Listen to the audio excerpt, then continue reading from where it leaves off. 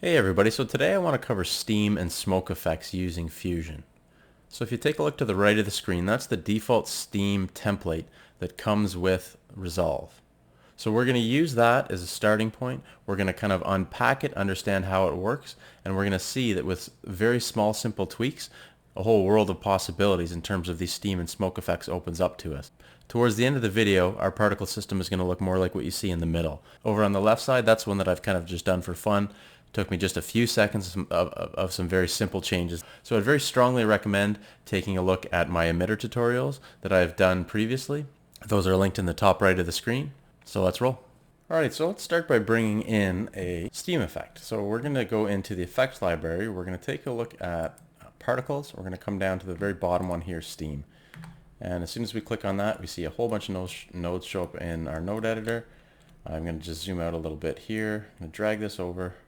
We're going to keep everything that we've imported from Fusion over here on the left, and we're going to sort of rebuild things with our stuff over here on the right. But for right now, what I can do is just take this last node in the chain here. I'm just going to drag it up to here, and we're just going to hit play just to get a sense of what kind of effect we're looking at. And there we go. We see the steam sort of come up here. So let's get right into it and find out how is it that we build this effect here. So let's just take a look at our nodes a little bit here. So we're just going to zoom in a little bit on this node structure here. So what I'm going to do is I'm going to sort of grab these nodes down here. I'm just going to pull them down a little bit, and I'm going to sort of separate them out a little bit because these aren't really the ones that we're concerned about. This isn't really where the magic happens as far as this particle effect. It's all up here. And we're going to be going through each of these in detail. By far the most important in this structure up here is our FastNoise node. This is what is really going to give us the ability to generate this steam or smoke effect. I'm going to press Shift Space to bring up the select tool. I'm going to type in fast. That's going to bring up our fast noise. Add. And here we go. So on the right we'll bring up our fast noise, and on the left we're going to bring up the default fast noise. And off the bat they look quite different. For now, let me just close down the nodes at the bottom and give us a little bit more real estate. Very first thing to notice is right up here. On the right, as soon as we imported our fast noise, it takes our default resolution and bit depth and uses that. So we have this 1920 by 1080 over here, and we have 100 by 100 over here. In general, when we're working with particles, it's better to keep things a little bit smaller. We don't need a huge high resolution particle.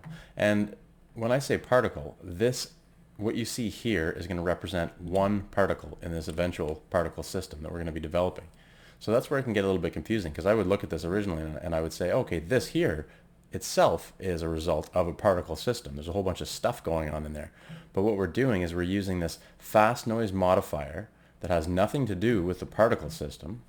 So if I bring back our node tree here, our fast noise isn't a p fast noise. All the nodes that belong to the particle system are prefixed by a lowercase p. This is just a node that's used for a whole bunch of different things. It just so happens we can feed this in effectively as a bitmap into our emitter, and that's how we're going to get the effect here. So just keep in mind that this is going to be one particle instance. Okay, so first things first, how do we take our node on the right and change it into a smaller resolution, 100 by 100 resolution? Well, we can come into fast noise here, we come up to our inspector, and we're going to click over here on image.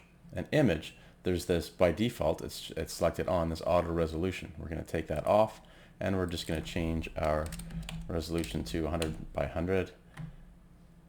And we can take our bit depth also, and we can change it back to, I think it was float 16 with the other one. Okay, so now these look nothing like each other. So the one on the left, we kind of see things centered. It looks more like a particle, where over on the right, we're kind of smeared across the entire screen. So let's address that first. So we can come over to this node here. This is the color node. Now, we're not interested in the color just yet. We can modify that later, but what we are interested in is this type here. So right, it's set up to 2 color, and you can kind of see that. That's the black and the white that we see here, right? So there's color 1, which is the black over here, and there's color 2 over here. So that's where we get this. But what we want to do is we want to have something that's kind of looking more like a particle instead of something that's smeared across and kind of extends to infinity in either direction. And to do that, we can take the other choice from this type drop down, and that is gradient. Now in terms of gradient, what we want here is we want something that's radial, and you can kind of get a sense that, yep, that's sort of a round thing, right? So let's come down here, we'll choose radial. So these nodes here represent our start and our end. So if you when I highlight over this one here, this is the end node. So you can see that's changing these values here. And then this is our start node over here. So we want to start. Let's start in the center. So we're going to pick up our start node. We're just going to drag that over into the middle here. And we're going to take our end node and we're just going to put it out. It doesn't really matter where. We just want to put it somewhere so we're kind of filling up this space here. We see as colors are concerned, we're inverted also relative to our source here. So what we're going to do is we are going to come down to our gradient, and we have right now two colors in our gradient, our start and our finish. Our start right now is actually pointed at black. So we're going to select that and we're going to flip that to white. We'll just come down here and choose that one. And then we go to our end node here and we are going to choose black.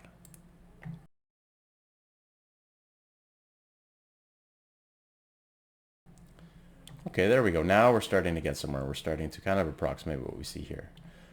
But if you look over on the left here, this actually looks a little bit like steam or smoke right away. It's a little more defined, where this kind of looks like just sort of a ghostly blob. And that's where, if we come over to the main controls here under noise, this detail slider here, we're going to crank that fully up to 10. 10 is as high as it goes. You can put a higher value in there, but it doesn't really matter. It won't change anything. For example, I'll put 100 here. Well, that didn't really change anything. But in any case, we'll keep that to 10. So here we go. We have our particle that kind of looks like what we see over here. That's pretty close. It's good enough for me for now. One of the things that I want to point out is when you're making a particle in this manner, you want to make sure that you're not extending past the borders of your image here. So for example, if I took this endpoint here and I kind of went out like this, the reason is, of course, is you're going to be slicing off your particles. Your particle will actually look like it has this chopped off edge. So that's why we want to keep it sort of within, tough guy to grab there, within sort of the boundaries here. So it looks pretty good. Everything looks kind of the same here, but look what happens when we scrub our slider. Something's going on the thing over on the left here. There's an animation happening. When we play things, each frame this thing is changing. Ours is not. So what's happening there? So if you're familiar with the FastNoise, you probably already know the answer to this, but we're going to build up the suspense a little bit here, and we're just going to say that when I was first looking for this, I went to look for an animation. I went into this FastNoise modifier here. I'm looking for keyframes. You know, what's going on here? Nothing's keyframed. Okay, I opened up the spline editor. I select my FastNoise. Well, FastNoise has nothing that's been animated here, so what is going on? Well, as it turns out, what does this animation is, let me just close down the spline editor. I'm going to select our FastNoise again, is this Seethe. So what that really means is this Seethe Rate here is the one that we want. It's how much this is going to change frame to frame. So I'm going to play this, and I'm going to slowly increase the Seethe Rate. So I'm just going to increase it a little bit, and you can see that things are slowly changing between frame. Or I can really crank it up, and that value of 1, the maximum value, is the value that they happen to choose over here. Now things are really starting to cook. So we're using this Seethe Rate here for a very specific purpose. And now this is a super important point here.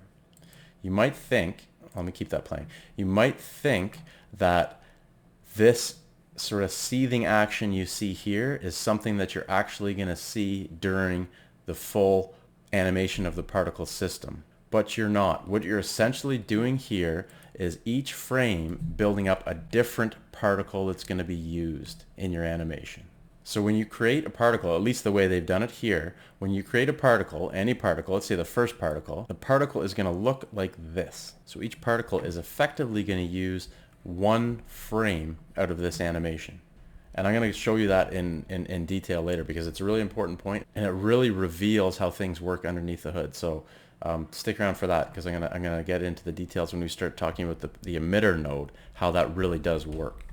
But just keep in mind for now that we're essentially building up a library of these particles that we're going to call on later when we build our pEmitter system here. And that's how the FastNoise serves as a basis for the rest of our animation. So let's put FastNoise on hold for now, and let's take a look at these other nodes here, rectangle and the brightness and contrast. Now I don't want to go into too much detail for these two nodes here, because they're not really the secret sauce. It's really the FastNoise and how it interacts with the pEmitter that are the ones that we really care about. But nevertheless, let's go through these very quickly. So first there's this brightness and contrast node. So just to get a sense of what that's doing, right now I have my FastNoise loaded, and just take a look at this screen and how it changes when I drop the brightness contrast. So when I drop this brightness contrast, it's going to take this mask as a rectangle that's feeding this brightness contrast node, and it's going to change things a little bit. So let's just take a look and see what it does, and then we'll go in and look at how it does it. So we drag that on, and there we go. So it's really just brought down the brightness a little bit.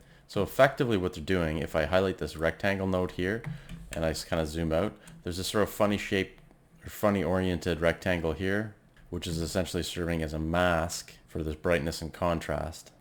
I don't see a huge difference here. So if I were to move this mask up a little bit, you'll see it just makes the top of the particle a little bit darker. So I'm not sure exactly what the effect was that they were going for here. I think they just wanted to maybe control the overall brightness a little bit, and somehow came up with this shape here. But what we'll do to keep things simple is I'm just going to put a brightness and contrast node. I'm not going to worry about a mask.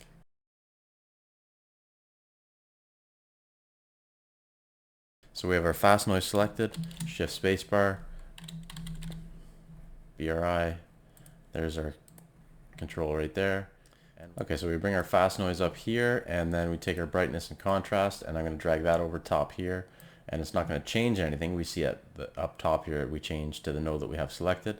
But if you take a look in the middle here, there's just kind of a little bit of a pretty bright region, so maybe that's what they were going for as far as dialing this contrast back a little bit. And all they did was take the gain and just dial it back a little bit.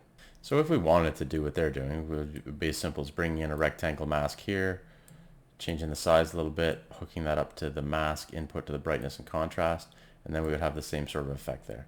But let's keep it simple. We're just going to leave this out for now. Alright, so now we can turn our attention to the emitter node. This is where things start to get pretty interesting, and it's really the interaction between this FastNoise and this emitter node that gets this effect in actually what turns out to be a pretty simple manner. But it's the interaction between all these nodes that we really need to understand. So let's take a look at how that works. So we're just going to ignore everything on the right for now. So I'm just going to go into my single viewer mode, and we're just going to focus on this example over here. First thing I want to do is, we're looking right now at brightness and contrast. As we see up here, I'm going to bring in the emitter node to take a look at that. And we see it did not change to the emitter node here, because as I was mentioning in my pEmitter tutorial, you can't directly view an emitter node. You have to view a renderer. So if we go down the chain here, there's this turbulence node. We're going to ignore that for now, and then we come down to this prender1_3, and that name is what you see up here. So it's actually this node here that we're looking at. And because we have this render node here, if I click on this, set to 3D as an output, that's what brings up our 3D display here. For simplicity's sake now, what I'm going to do is I'm going to go back into 2D mode just to explain things in a little bit more clarity. So what I want to do there, to do that, I have to take this, I'm just going to sever this connection for now down to this output section here, we'll call it. And we're going to take our 3D mode and we're going to change that to 2D. There we go. Now we see this show up here. Scaling can be pretty far off between the world of 2D and the world of 3D. That's depending on how the camera was set up and all that type of stuff. So what we'll do for now is we're just going to go into our emitter node, and we're just going to increase the size of these particles for now, just to get back to something that we were sort of seeing before. So to do that, we go over to our style and we come down to size controls, and I'm going to crank this up to 5 for now.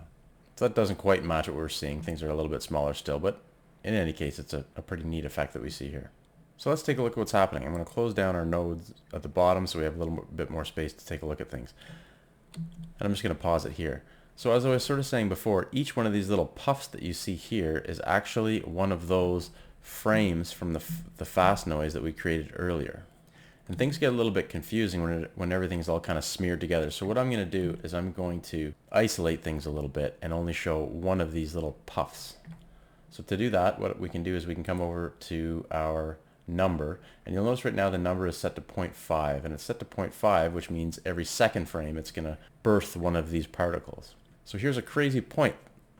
This entire very cool looking animation, it's looking pretty cool already, is only 60 particles. Because we have 120 frames here, and every second frame we're releasing one of these particles. So that's pretty impressive. What we're going to go back to frame 0, and we're going to change this to 1 so we get that created right away, and we're going to keyframe that, and then we're going to go to particle, or sorry, to frame the second frame, and we're going to bring that number down to 0.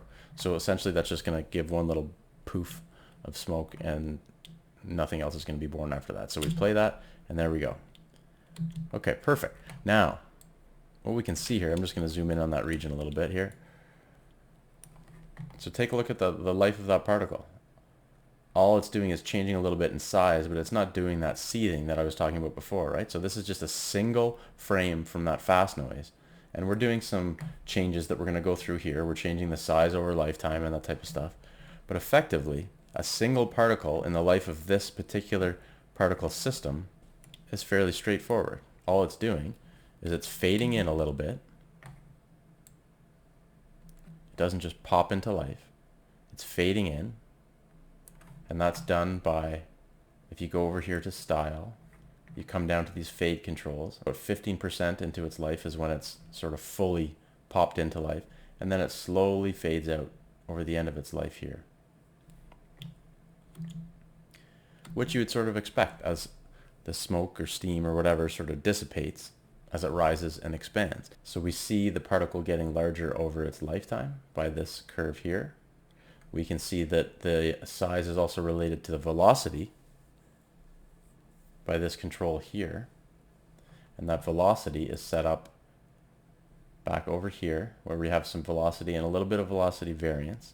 And again, I cover all this stuff in the pEmitter tutorials. So that in itself, when you break it down to just a single particle, is actually pretty simple. And then I'm just going to remove this animation here so we can get everything back to how it was before. And then we get this effect that looks something like this. And again, this looks a little bit different than I showed at the start, and that really has to just to do with the size. So if I were to play with the size of those particles, I could probably get things to look like how they did before, where everything was kind of smeared together a little bit more. Okay, so I'm just going to stop this somewhere here. Now, we kind of see we have a particle here, we kind of have a particle here, we have a particle over here, and they're all different. And that has to do with that seething that we were talking about before. But it's a little bit confusing when we're talking about these sort of kind of clouds of particles and that type of stuff. So I'm going to simplify things just to really drive home the point how each of these particles are sort of chosen and assigned. And to do that, I'm going to head back to the cut page just for a moment here. And I have a simple animation that I've created, and it's 1 second long, and every frame a counter just simply ticks up. So it starts from 0 and runs up to 23 because I have a 24 frame per second project set up right now. So that's all this clip is going to be doing. So if I go back to the Fusion page and I bring up my media pool, and I'm going to bring back the nodes as well, I'm going to take this fast noise for a second and I'm going to just get rid of it, and I'm going to bring this clip in here. So now I have a media in node, which is essentially that the 24 frame animation, and I'm going to hook that up to my brightness and my contrast. And what you're going to see here, first of all, the size is a little bit crazy, so I'm going to bring that size down a little bit. We'll go back down to 0.5 is what they had it set up as before. And now I'm just going to play this animation. Let's take a look at it here. And let's change a couple of other things just to make things a little bit simpler here. What I'm going to do is I'm going to take that fade in, fade out. I'm just going to get rid of that altogether. So we come down to the fade controls, and I'm just going to go sort of full out like this here. I'm also going to take these merge controls, and I'm going to crank up this burn in so it just shows the numbers a little bit better. Let's take a look at what's happening here. So what we've effectively done is we've taken each particle from our particle system and we've just assigned a single frame from an animation that I created here. And that's the exact same thing that's happening with the fast noise. It's just taking essentially an indexed frame from some source and assigning a particle to that. So if we go back to times 0, there we took our 0th frame, and I'm just going to use the arrow keys to jump 1 frame ahead. There's our next one that gets born. There's our third one that gets born, and so on and so on and so on and so on. And how this mapping happens is from this Animate drop down right here. So what that particle birth time means, well, really it gives you this effect here. The first particle that's born will be mapped to the first frame, the second to the second, and so on and so on and so on. We can change this a little bit and we can come to over time. And what does this do? This here will keep all particles referenced to the same index. We start off as a 0, we go to the next frame, they all change to 1, then they all change to 2, and they all change to 3, and so on and so on and so on. So we can't use this one because this would essentially pick the same single particle to duplicate over our entire animation, and it would just look stiff and rigid. There's a third option here, and that is particle age. And this is essentially a counter. So we would start off at 0, then we go to our next frame. This one is ticked up to 1, this one starts off at 0, then we go one more, now this one's up to 2, so they're all going to be counting by 1. So effectively, if we were to use that method, we would be changing each particle as we sort of go along throughout the animation, which in essence would be taking advantage, I suppose, of that seething that we put into play and make things look a little bit more chaotic. So we're going to go back and I'm gonna kind of rebuild the original system here, and we're going to go back and we're going to play with these here. But I wanted to use this example to show really clearly what frame we're pulling in from any particular source. Alright, so I've sort of refreshed this left side here back to its default settings. So this is what you get straight out of the box as far as the Resolve default template. And back over here, I've reintroduced what we've built earlier on in the tutorial with our fast noise and our brightness. So what we're going to do is we're going to sort of go through this and rebuild this. And the goal here is not to rebuild this exactly. So ours is going to look a little bit different. We're going to play around with it a little bit where we can kind of push and pull things to give ourselves some unique looks. But I do want to go through the process of rebuilding this because there's going to be some common problems that kind of come up. So first thing we can do is we can bring in our emitter node. So we're going to bring that down here. I'm going to skip over turbulence for now. If you take a look, I'm going to turn turbulence on and off over here. So take a look over on the left here. So that's with it on, and that's with it off. So there's definitely it looks like a little bit of a change. I can't notice it that drastically. So these, when you add things like turbulence and that type of stuff, that might be something that's a little bit more subtle, and you just want to sort of adjust to taste. So we're not going to add this turbulence node here. It's something that you can add on your own if you like. In any case, we have our emitter node. Then underneath, if we ignore this turbulence, then we're down to our render node. So we'll bring down a render node here. By default, it sets up into 3D, which is perfect. That's what we want. So now we can take, first thing, we have to do something to our emitter node, because if we take our brightness and contrast and hook it up to our emitter, it doesn't let us. And that's because we have to define our style. And remember, what we said a little bit earlier is the style here is essentially a bitmap, and that bitmap is the fast noise essentially passed through this brightness and contrast and passed on to the emitter node. So we make sure our emitter node is selected. We come up here into style, and instead of point, we want bitmap. And you notice the little arrow here with the bitmap input showed up for us. So now we can take this and we can drag it over here, and we can bring it on top of there. We can connect our emitter down to our render node, and now I'm going to pull this render node up here, and we get this horrible looking pile of nonsense. So what's going on here? Well, let's sort of unpack all the things that are happening here. So the very first thing to see is by default our animate is set up to be over time. And when we looked at overtime earlier, when we had the numbers displayed, that's when the indexes of all the different particles all ticked up at the same time. So they were all 0, they were all 1, they were all 2, and so on and so on. And that's why you can see that here. Everything sort of looks the same and is kind of moving the same. So that's not the one we want. We want to come down here to this particle birth time. Okay, so that's still looking like a big pile of junk. So first thing that we can do is we come up to the number. So we're just, things look a little bit busy. We're just emitting way too many particles. Right now, we're 20 times the number of particles that this system here is generating. So I like their default value. We're going to go back to 0.5. And then you start to see things sort of pop into life. We're starting to get there a little bit. So let's get some direction, some velocity going, because everything's just sort of sitting in place here. So to do that, let's make sure we have control selected, come down to velocity. We want a little bit of velocity, and we're just going to sort of adjust this to taste. Something like that probably looks okay, but of course we're going in the wrong direction, so we want to come down to our angle, change that to 90 degrees, so we're sort of pushing up. We also want things to kind of spread out, right? To have a little bit of a cone here. So in terms of our angle variance, and I don't really know what the numbers that they use, but that doesn't matter. We're just going to sort of pick what we want. Let's say 40 degrees. Okay, perfect. So now we start to see things are kind of sort of moving out this way. So now as we look through this animation, let's take a look at some of these particles that are pretty lifeless, right? You can see like this particle here, for example. Well, that looks kind of boring, right? It just looks like a sort of the static object kind of floating in space. So we want to animate things a little bit. So let's start to play with the size, because what we're doing down here, as we looked at earlier, is we're increasing the size over time, which makes sense in terms of how this would actually work. So let's go down to our over in style, and we'll go down to our size control. And here we're going to start things a little bit smaller, but we're going to end things a little bit larger. And that's all using this default size as set to 0.1. Things look a little bit small, so let's sort of crank this up to something we can appreciate a little bit more. Okay, so now we're starting to get somewhere. So we start to see our cloud kind of go up like this, but one of the things we notice is everything's just blown out in the middle. We don't see any detail here. So to address that, we can come over to our contrast here, and we're going to bring the gain down a little bit more here. So that looks a little bit better, but we're still not really seeing any of the detail here. And I said earlier that this rectangle mask doesn't really matter. I was wrong. So let's bring that mask in here. And what we're going to do is we're going to connect that mask into the input here.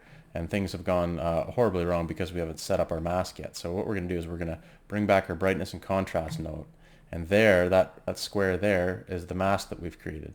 So we're going to take this mask and we're going to make sure it's selected here, and we're going to increase the width to make it go sort of full screen.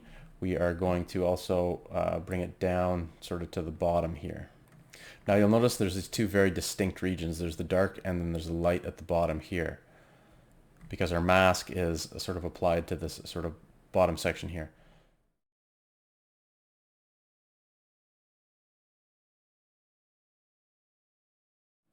So what we can do is we can use the soft edge here, which is going to kind of smear this edge out here. So let's take a look at this as I move the soft edge, and we can kind of see that kind of smears out. So as I pull this back, I'm going to leave it off for now, and I'm going to go back into our kind of full animation, and you can see that very sort of distinct region, and I'm just going to play with that. So we'll set that somewhere around there. Now things look really bright up top, and things are just sort of popping in the bottom. And you remember previously we talked about this fade control. So we want to take the emitter, we want to come down to fade controls, and right now this is saying it just sort of jumps into life immediately. Well, we don't want that to happen, so we're just going to pull this off a little bit. And now we can see things start to fade in, and we also want to take this fade out and really pull that back. So there we go. Now we're starting to get somewhere. Still a little bit too bright sort of up at the top here, so let's play with that a little bit. But you know what, before we take a look at that, I want to show you something about billboards essentially. So what billboards would be in sort of the video game context is some type of bush or tree or something that you would see, and it's always facing the camera, so it always looks like no matter where you're looking at it from, you always see sort of that front view. It always kind of looks like a full tree. That's sort of the same thing that's happening here. So what we can do is we can come into controls and we can come down to rotation. And I'm going to click off this always face camera. It's set on by default, but I'm going to click it off just to see what happens. Okay, so we see a little bit of artifacting there, but what I'm going to do is I'm going to rotate around to the side here. Now you see the sort of billboard nature of things, right? You see these particles are just these kind of fake two-dimensional planes. So if I click on always face camera, no matter which way we look at things, they always look sort of volumetric and full. Okay, I'm just going to go into the emitter, and I'm going to just crank up the velocity a little bit.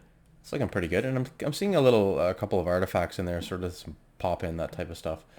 That can happen when the number is set sort of a little too high. There's a little too much going on there. I'm just going to reduce this down to 0.3. Okay, so that's starting to look pretty good over there. So let's play around with this a little bit now. So let's come into our emitter node, and we're going to go into the style, and we're going to play with this drop down a little bit. So we talked here about particle age, as now we're basically running through this. I'm going to bring up the fast noise here. We're running through this animation here. So every single frame that the particle lives on, it does this exact behavior here. So that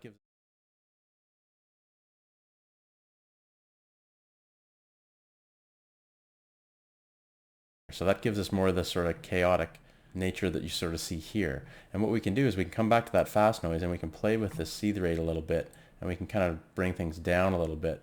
So it has a little bit more of this rolling effect, and we can sort of bring this Seethe Rate down a little bit. And that actually looks pretty cool right there, something like that. So if we bring up our fast noise back over to here, so here's what things look like right now, and we click on discontinuous, we kind of see this sort of spider webby effect. when this is checked to off, there's a bit of a smoother look to things. When you put on discontinuous, you kind of get this effect here. And this can be a pretty dramatic effect. So if I take this off for now and we go back to our main render node, we take a look at this now here. Okay, that's all looking good. We click on discontinuous, and it's a much different effect. We can also come down. I'm just going to zoom in a bit here. We can also come down and we can play with colors a little bit. And we're going to do that through our emitter node. So we're going to click on our emitter node, and we have colors over here. So we can first just set a default color and change it to sort of whatever we want. We can pick this, I don't know, kind of poisony green yellow kind of thing or something like that. So we can also play with the color over life. So we have a node here that starts off as white, and white, what that essentially means is we're going to use this sort of default color that we started with. But if I click over here, we add another node. I can drag this over to the end, and I can pick a different color here. Let's make it this sort of red or something. So we can kind of see that we're changing to red as we go up. So look what we've done, just a few simple changes that we've made to a couple of these different nodes, and look how far off we are to our original effect that we had here. And that really shows the power of really understanding the basis of this system here, like we've gone through today. The sky's really the limit as far as different effects that we want to add. We haven't even started to talk about other nodes that we can apply to this, like directional forces, vortex nodes, you name it. There's a whole bunch of other stuff that we could do here. We're going to save that for a bunch of other tutorials. So we haven't built this structure sort of one-to-one, and that wasn't really the intention here. What we wanted to do is just get the gist of what this was doing here, and then sort of come up with our own effect over here. And notice I haven't really even talked about these bottom nodes that much. We've talked about those in our last emitter tutorial, and I don't really think there's value of going over that again here. So I think that's a good place to cut it off. Thanks so much for checking this out, and we will talk to you all soon.